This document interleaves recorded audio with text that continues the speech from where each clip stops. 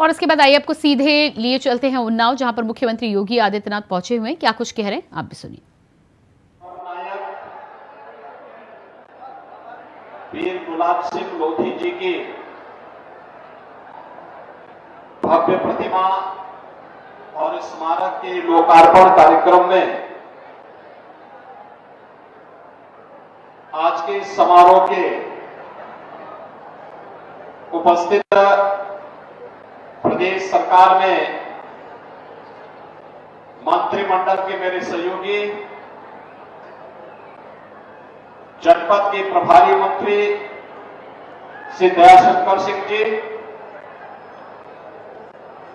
उन्नाव के लोकप्रिय सांसद डॉक्टर सच्चिदानंद हरि साक्षी जी महाराज, माननीय विधायकगण पंकज गुप्ता जी, बंबालाल दिवाकर जी, ब्रजेश रावत जी, श्रीकांत कटियार जी, अनिल सिंह जी, आशुतोष शुक्ला जी, आज के इस कार्यक्रम में उपस्थित जिला पंचायत अध्यक्ष श्रीमती शकुन सिंह जी, भारतीय जनता पार्टी की जिला की प्रभारी श्रीमती अर्चना मिश्रा जी, जिला अध्यक्ष अवधेश कटियार जी, लोकसभा के प्रभारी सौरभ मिश्रा जी, अध्यक्ष जिला सहकारी बैंक अरुण सिंह जी, भगवती रावत जी, और आज के इस कार्यक्रम में भारी संख्या में उपस्थित उन्नाव जनपद के हमारे सभी बहनों और भाइयों, भारत माता के अमर सपूत, महान स्वतंत्रता संग्राम सेनानी कि आज इस भव्य स्मारक और मूर्ति स्थापना के कार्यक्रम को यहां पर संपन्न किया है। इस अवसर पर मैं भारत माता के इस महान सपूत, जिन्होंने इसी गांव में जन्म लेकर के एक सामान्य किसान परिवार में जन्म लेकर के देश की आजादी के उस आंदोलन में अग्रिम पंक्ति में खड़े होकर के अपनी शहादत दी, ऐसे वीर गुलाब सिंह लोधी को की स्मृतियों को नमन करते हुए मैं प्रदेश शासन की ओर से उन्हें विनम्र श्रद्धांजलि अर्पित करता हूं। बहनों और भाइयों, 1935 में भारत के झंडे को पहना करके भारत की आजादी का घोष का आह्वान भारत माता के वीर सपूत ने किया था। उन्नाव से लखनऊ जाकर के रेजिडेंसी के पास उन्होंने आजादी के उस झंडे को फहराने का कार्य किया था, अपने आप को शहीद कर दिया, लेकिन हम सबके लिए एक स्वतंत्र भारत देने का कार्य किया, जिस भारत में आज हम आजादी के साथ, अपनी आजादी के साथ, लोकतांत्रिक मूल्यों के साथ जीवन यापन कर रहे हैं। ऐसे ही अनगिनत वीर योद्धाओं ने अपने आप को बलिदान किया, तब देश आजाद हुआ। और आजादी के इन बंदों के प्रति नमन करते हुए प्रधानमंत्री मोदी जी ने आजादी के अमृत महोत्सव कार्यक्रम को उसी भव्यता के साथ आगे बढ़ाने का कार्य किया। आजादी का अमृत महोत्सव जिस भव्यता के साथ देश के अंदर आयोजित हुआ, हर घर में तिरंगा फहरा करके मोदी जी ने वीर गुलाब सिंह लोधी के प्रति ही सम्मान व्यक्त करने का काम किया था। उस समय एक झंडा फहराने के लिए गोली खानी पड़ती थी। इस बार 140 करोड़ का भारत हर घर में तिरंगा लहरा करके अपनी आजादी की 75 वर्ष पूर्ण होने का उद्घोष कर रहा था। यही अंतर है, जब कोई देश स्वाधीन रहता है तो अपनी स्वाधीनता का आनंद किस रूप में लेता है। हर घर तिरंगा के आनंद ने हम सबको उसके साथ जोड़ने का कार्य किया था और इसीलिए प्रधानमंत्री मोदी जी ने आजादी के अमृत महोत्सव वर्ष के अवसर पर आजादी के 25 वर्ष के आगामी कार्य योजना को देशवासियों के सामने रखा।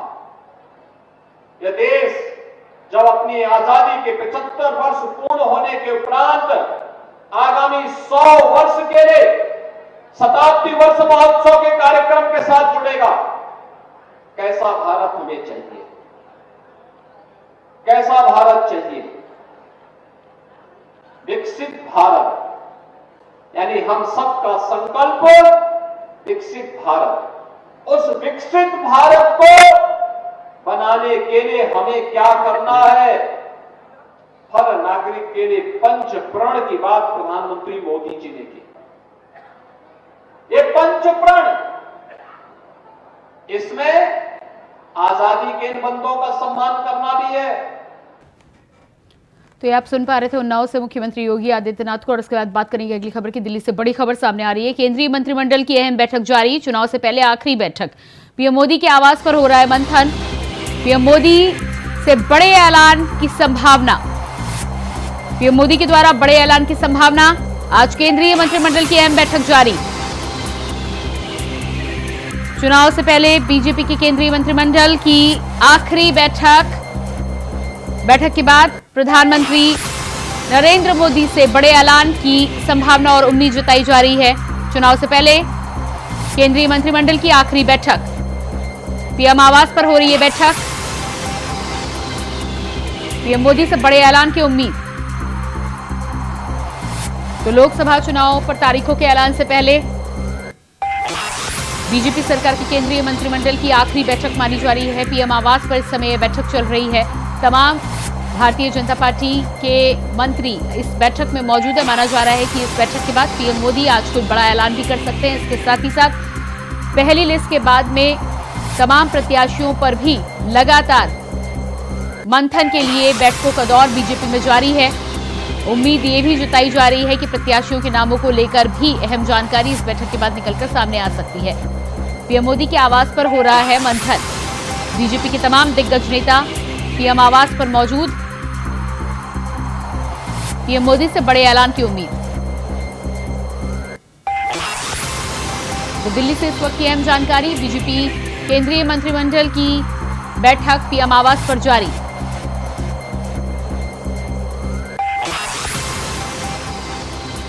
केंद्रीय मंत्रिमंडल के तमाम दिग्गज आज पीएम आवास पर मौजूद। इस समय बैठक जारी। तो अहम जानकारी आपको दिल्ली से बता रहे हैं। चुनाव से पहले केंद्रीय मंत्रिमंडल की आखिरी बैठक पीएम आवास पर हो रही है बैठक। पीएम की अध्यक्षता में बैठक इस समय चल रही है। जानकारी सूत्रों के हवाले से निकल के ये सामने आ रही है कि बैठक में तमाम मुद्दों पर मंथन के बाद किसी बड़े ऐलान की भी उम्मीद आज पीएम के द्वारा की जा रही है।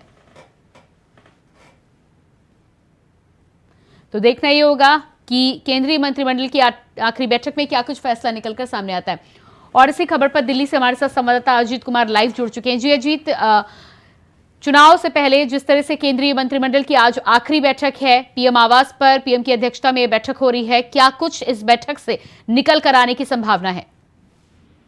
देखिए, पहले बताता हूँ, आज पीएम कैबिनेट की जो पूरी जो बैठक है, आज जो है वो आवास पर हो रही है, जिसमें जो कैबिनेट के मंत्री हैं, वो नेता हैं, वो तमाम लोग इस बैठक में शामिल हुए हैं। और ऐसी आने वाले समय में किसी भी तारीखों में चुनाव आयोग जो है वो लोकसभा तारीखों बैठक की है। इसे आखिरी संभावना जताई जा रही है। आज के बाद नरेंद्र मोदी बड़े लाभ है, हालांकि अभी तक जी अजीत, आपके पास वापस लौट कर हम आएंगे। इसी बीच आपको जानकारी दे दें कि दिल्ली में इस समय केंद्रीय मंत्रिमंडल की बैठक पीएम आवास पर जारी है। पीएम की अध्यक्षता में ये बैठक हो रही है। जानकारी ये भी सूत्रों के हवाले से मिल रही है कि बैठक में कई अहम मुद्दों पर मंथन किया जाएगा और उसके बाद पीएम के द्वारा किसी बड़े ऐलान की भी उम्मीद जताई जा रही है। प्रत्याशियों के नामों की बात करें तो प्रत्याशियों के नामों पर भी इस बैठक में मंथन हो सकता है। अलग अलग राज्यों के तमाम लोकसभा प्रत्याशियों की लिस्ट पर चर्चा इस बैठक में हो सकती है। तो भारतीय जनता पार्टी लगातार लोकसभा चुनाव की तैयारियों के लिए जोर शोर से लगी हुई है। अलग अलग मोर्चों पर भारतीय जनता पार्टी की बैठकें जारी हैं। आज लोकसभा चुनाव की तारीखों के ऐलान से पहले माना जा रहा है कि पीएम मोदी के आवास पर केंद्रीय मंत्रिमंडल की आखिरी बैठक होगी, जिसमें अलग अलग मुद्दों पर तमाम दिग्गज नेता आज मंथन करते हुए नजर आ रहे हैं। और अजीत एक बार फिर से हमारे साथ दिल्ली से लाइव जुड़ चुके हैं। जी अजीत, लगातार तमाम दिग्गजों की बात की जाए तो पीएम आवास पर आज तमाम दिग्गज मौजूद हैं। जानकारी ये भी निकलकर सामने आ रही है कि किसी बड़े ऐलान की भी उम्मीद की जा सकती है।